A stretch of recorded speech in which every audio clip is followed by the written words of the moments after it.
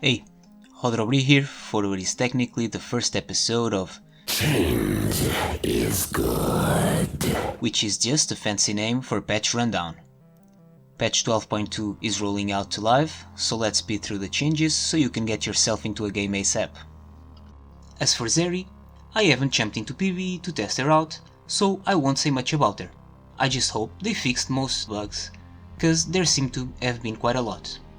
In case you are hearing about her for the first time, you can follow the link in the description to know more about her. Next up is Janna, and this is a big and complicated list of changes, so let's start with the more simple ones. The Q rank ups cost less mana and the tornado travels further and faster.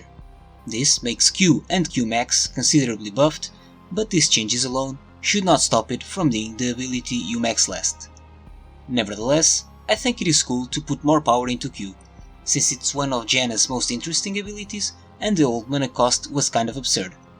The E has many changes, but the main takeaway is that previously you wanted to use E and then use your CC to get the cooldown reduction, but now you want to save your shield for after you use your CC, so it benefits from the new shield power bonus. The buff to the E cooldown makes it somewhat similar to the old cooldown if you manage to reduce it once, but it does not compare to scenarios where you manage to reduce it 2 or 3 times.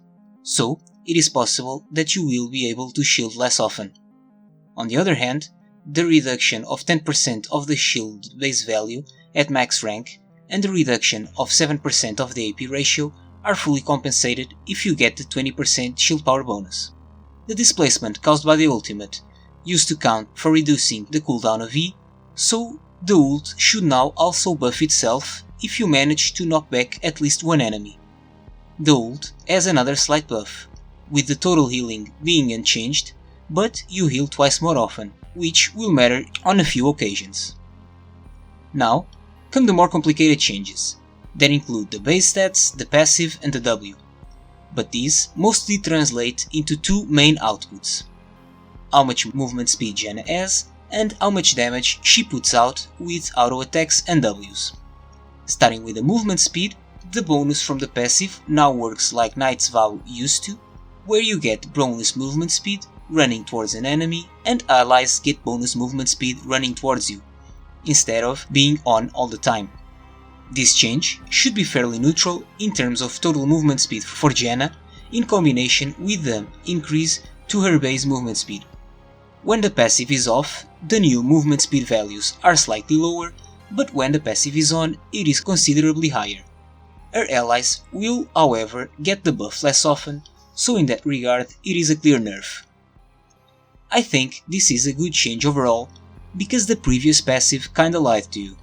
When you read it, it made you think that Janna was a particularly fast moving champion. But this was not true because of her exceptionally low base movement speed, which was the lowest in the game except from Kled and Rel when they are dismounted. Now, she moves at a reasonable speed as a baseline, but is faster than most when the passive condition is met. So, these two changes alone make her kit more transparent and should add more interesting gameplay. Moving to the changes affecting her damage, the passive no longer makes your attacks and Ws deal bonus damage on it that scales with your movement speed. This loss of damage is somehow mitigated by the fact that her base AD and AD growth have been increased and that the W gained 15 base damage at all ranks. Concerning her damage per attack, this is what it looks like assuming you max W first and that you bought Boots 1 at level 5, Boots 2 at level 10 and finished Shirelius at level 12, assuming that the passive from the item is on when you attacked. I honestly don't know if this is when you get these items. If you get them earlier, the new iteration is much worse, but if you get them later, it might be fairly neutral. Regarding the W damage, here is the comparison of damage difference.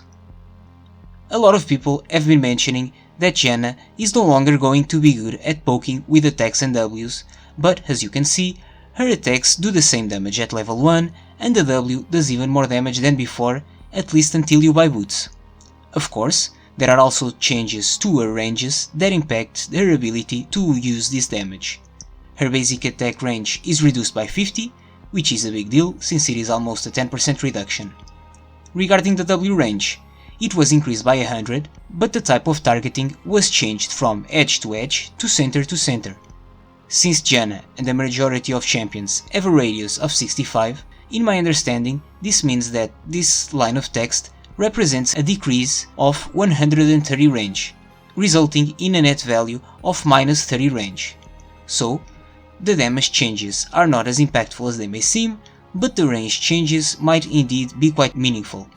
The W is the ability you use to max first, but the new cooldown increase is really big, and the fact that the passive bonus to movement speed no longer increases your damage removes a lot of the incentives to level up the ability.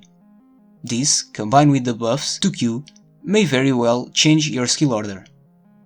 Janna is almost perfectly balanced, so I assume Riot just did this update to get her kit in a more compelling spot.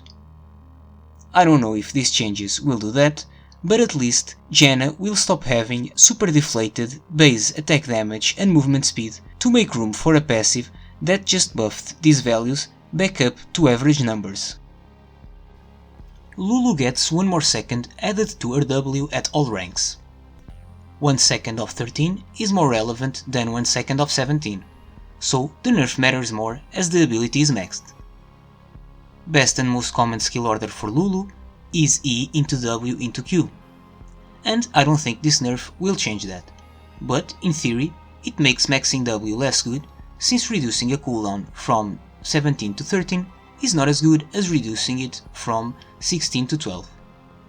As far as I can tell, Lulu is very elo skewed, with almost a 4% win rate difference between Silver and Masters Plus. If Riot intends to nerf her more in high elo, it makes sense to target the guaranteed CC portion of her kit, because no matter how skilled you are, you cannot dodge being polymorphed. For Nocturne, the Q bonus AD ratio is increased from 75 to 85, so about a 13% increase, and he now gains 10 more HP per level. Nocturne seems weak across all ranks, so buffing him makes sense. Now we have Qiyana. Her elo skew is absolutely insane. We are talking about a 47% win rate in Silver and 55% in Masters Plus, for Qiyana mid, which is the most popular role, and jungle follows a similar trend. Even though it is not super obvious, these changes do seem to try and solve this discrepancy. Only the base health regen is being nerfed, with the scaling values being unchanged, which is an early game focused nerf that matters more in skill play, where players are better at punishing weak early games.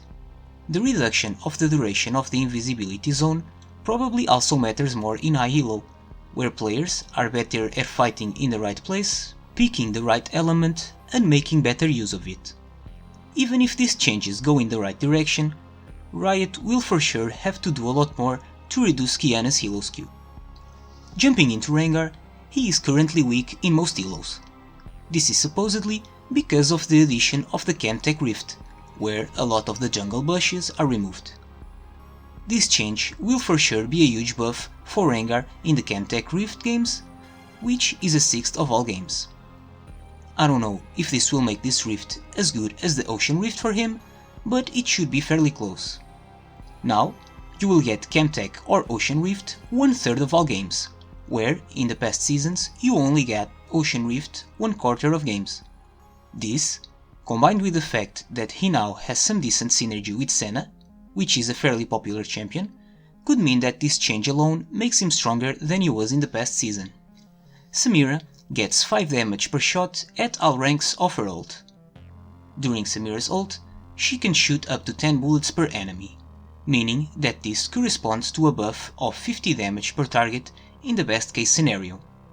Most of the damage of the ability already comes from the total AD ratio, and since you cannot always get your ult off, I see this as a very small buff. Samira is only slightly weak, with about a 49% win rate, so I guess a small buff makes sense. Senna now slows enemies hit with her Q.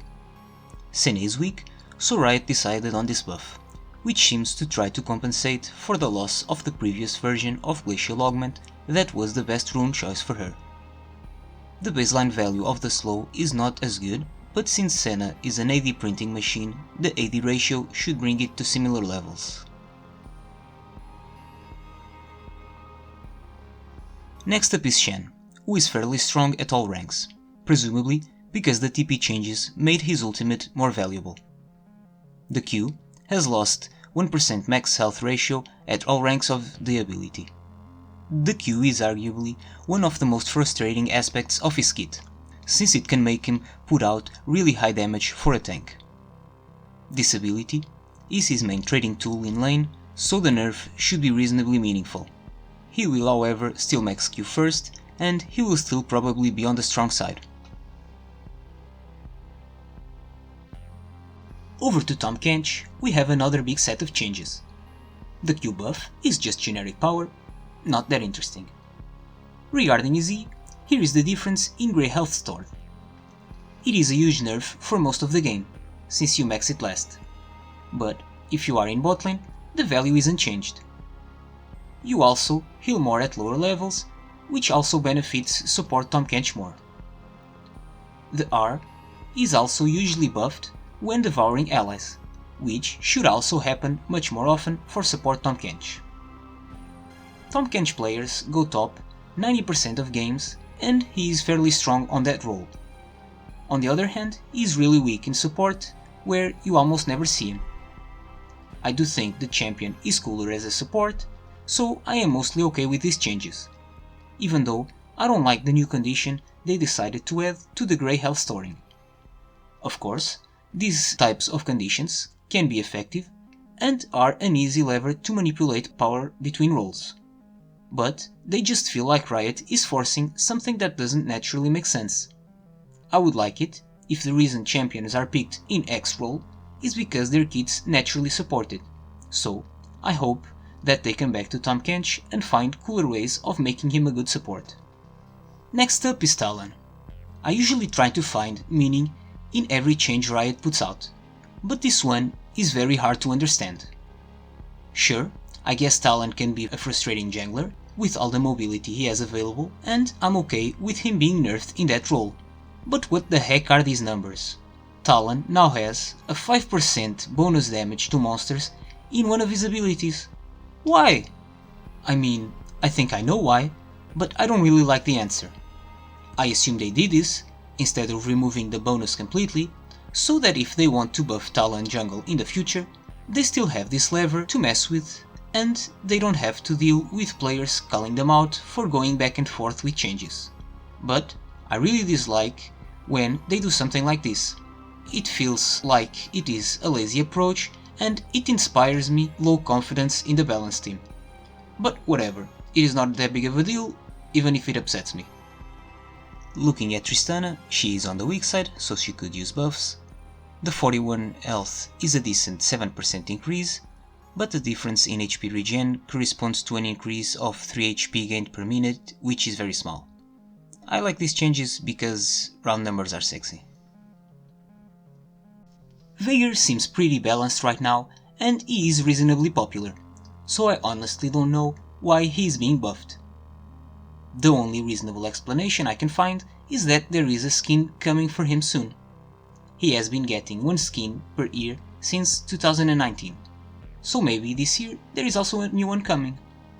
The reduction of 1 second on the Q cooldown, that is already really short, should be very impactful, especially since it is his primary farming and trading tool. On the other hand, the increase on stacks gained when killing a cannon or large monster with Q may seem good, but is not too impactful. Cannons are only 1/7 of a cannon wave, and only 1/3 of waves have cannons in the early game. So let's imagine you get 200 farm, assuming a 10th of those are cannon minions or large monsters. That would mean that you ended the game with 20 more AP, which is even less meaningful in Veigar than in other champions, since he has largely inflated AP values. So yeah, it seems better than it probably is.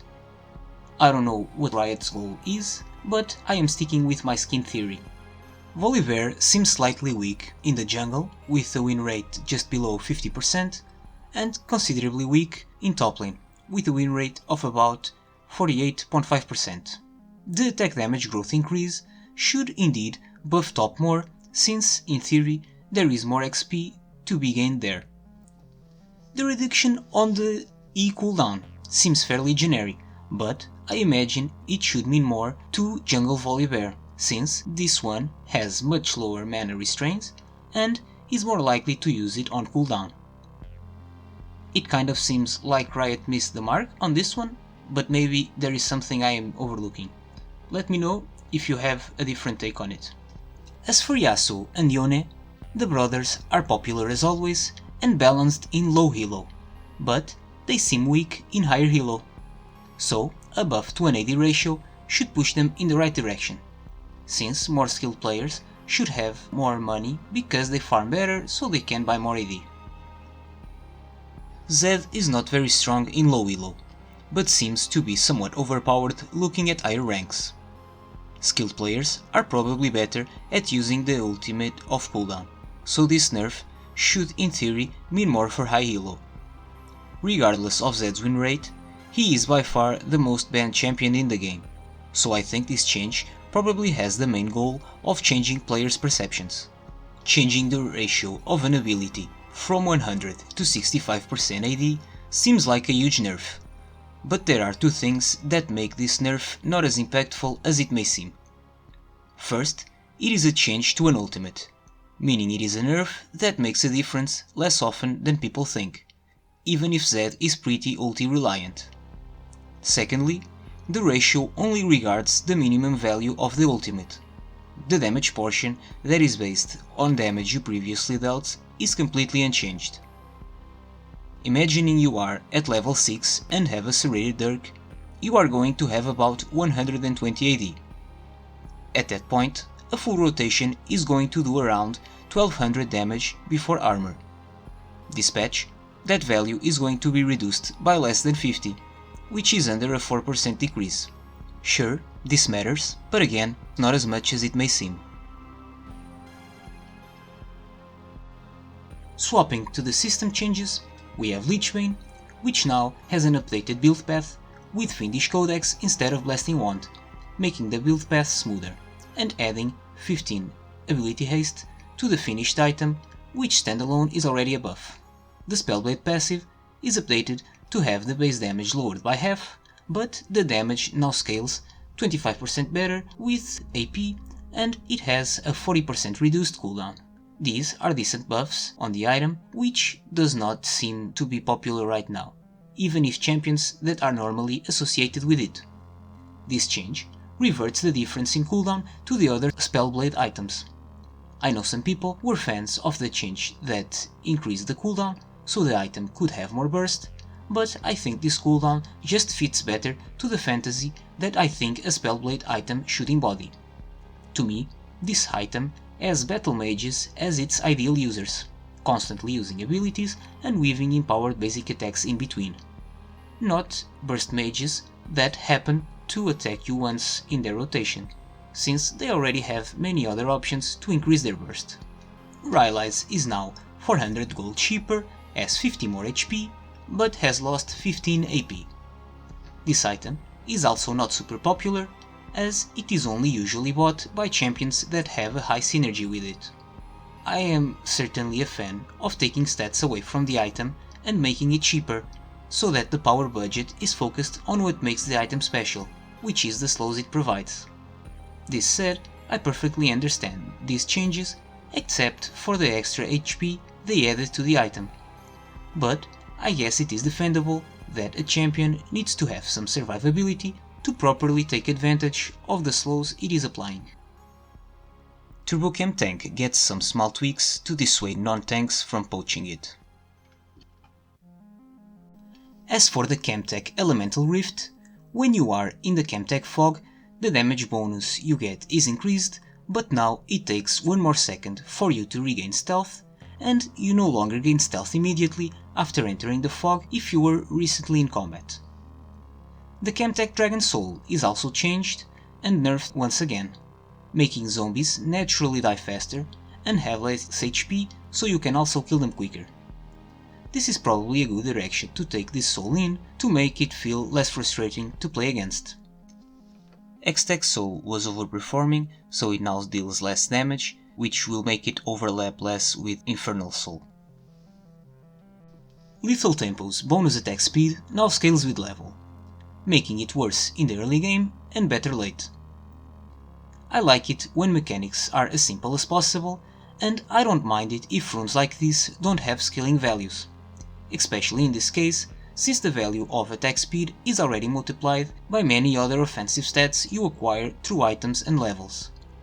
But I did see some videos of scary amounts of attack speed at level 1, so this is probably for the better.